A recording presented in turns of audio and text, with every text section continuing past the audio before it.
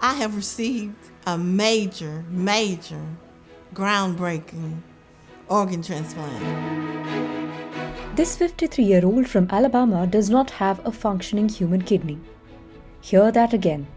She does not have a human kidney. She now has a pig kidney. She is currently the only living person in the world with an animal organ transplant.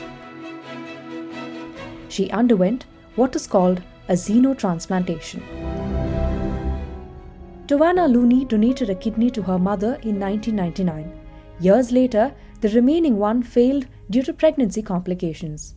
She was on dialysis for 8 years before signing up for this. This is not just the story of someone living far away in Alabama. Around 20 people lose their lives every day in India waiting for an organ transplant.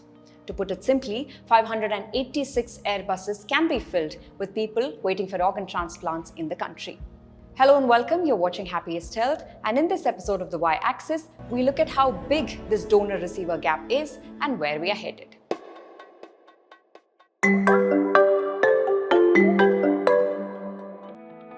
At the age of 12, Shashank should be out attending school or playing with his friends.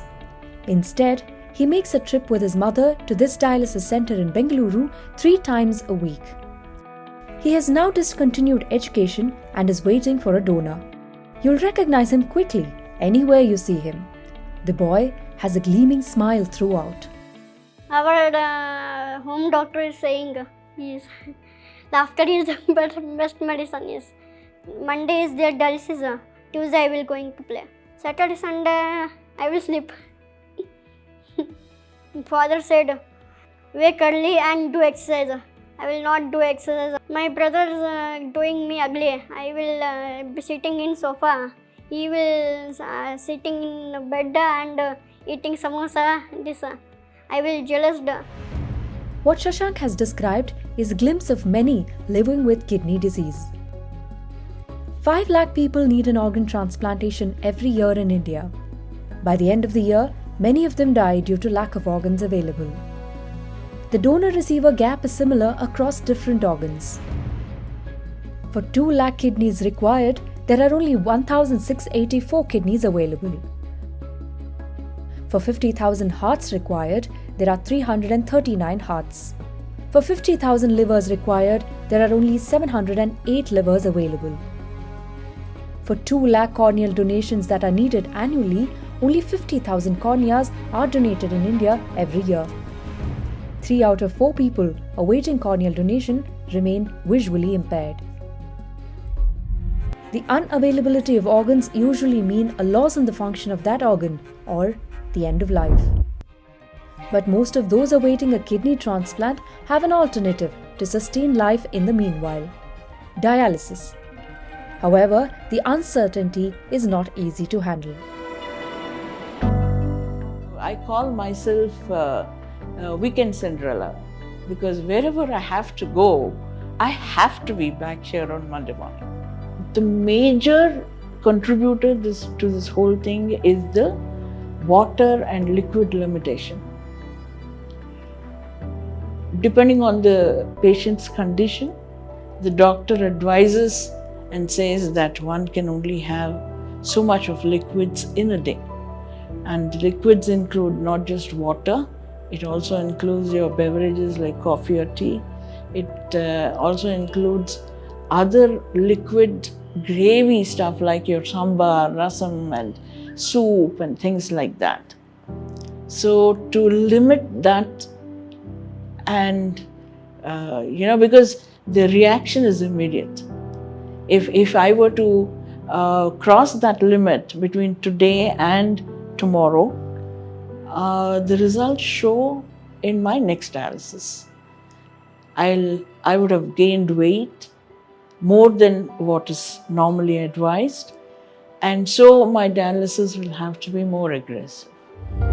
Although in its initial stage, pigs have emerged as the ideal donors. We're going to go in and remove the DNA from each one of those. That's the first part of the process. The second part of the process is we'll take our genetically modified pig cell and put that back into the oocyte, and that has all the instructions needed to make a genetically modified pig.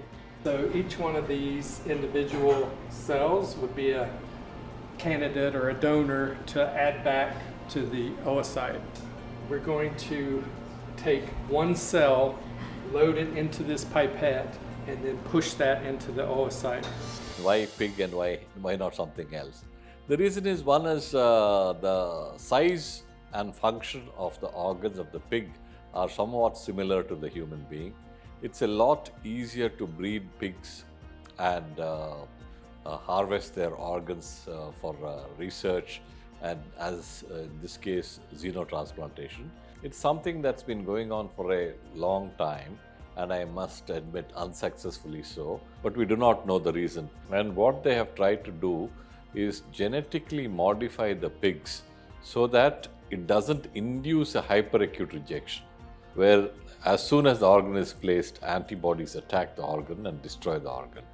And this can be modified by changing the genetic makeup of the organ transplanted, which is what's done. You can either edit a gene, modify a gene, delete portions of the genetic material that you don't want, add material that you need. So the potential is huge.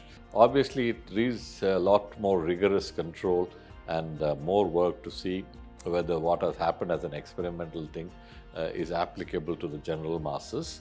And there's also very close supervision to make sure there's no zoonosis, which is transmitting any kind of animal infections to us. So that is the second aspect, that's the regulatory aspect. The third is, of course, as I said, ethical issues of breeding a pig to take the organs. Xenotransplantation is currently the last option for very few in their end-stage renal failure. It is far from a solution as of now. An institution which is having a very active program, then in 2 to 3 years you can be reasonably sure that you will be able to get a cadaver which matches your blood. But in institutions where they do very few transplants, then maybe you have to wait up to 5 years even before you get a cadaver that suits your blood grouping, and then to do it. Chronic kidney disease is by and large has become a lifestyle disease now. And we find that the average age group, which used to be around 55 to 65 years, has come down to 33 to 43 years now, which means that there's been a large shift in the age at which you can get a CKD. See, people say high protein intake. Nowadays, it's become a big fad with respect to diet and all. Eat too much protein, less carbohydrate. Yes, fine to an extent, but for the kidneys, high protein is a stress. A natural source of protein, whether it's a plant source or animal source, is always good. So you don't go for a commercial proteins. Nowadays, what we call that whey protein, yes, it's been marketed well, but then at the same time, we are seeing those patients coming with high creatinines. These people coming with high creatinines, once we go with the history and all, we see many of these people are taking very high proteins, which is not required to our body. Then painkillers, one of the common reasons for kidney failures. Too much usage of painkillers, especially in people with arthritis, joint pains. Many times, what people do is they will take painkiller for some reason.